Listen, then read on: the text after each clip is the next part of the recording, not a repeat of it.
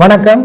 நேற்றைய முன்தினம் கரூரிலே ஒரு பரப்புரை நடக்கும் பொழுது கூட்ட நெரிசலிலே சிக்கி பச்சிளம் குழந்தைகள், கல்லூரிக்கு செல்லக்கூடிய மாணவிகள், பெரியவர்கள் அனைவருமே சுமார் 40 பேர் தங்களை உயிரை மாய்த்து கொண்டிருக்கின்றார்கள். இது மிகப்பெரிய ஒரு அதிர்ச்சியை ஏற்பட்டிருக்கின்றது.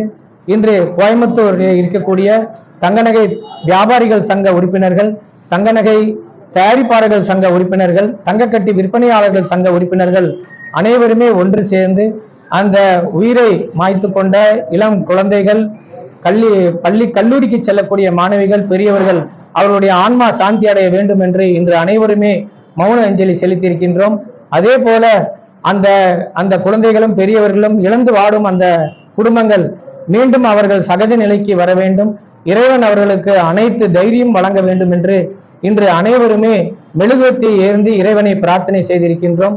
இந்த ஊடகத்தின் வாயிலாக இறைவனை பிரார்த்தனை செய்து கொள்கிறோம்.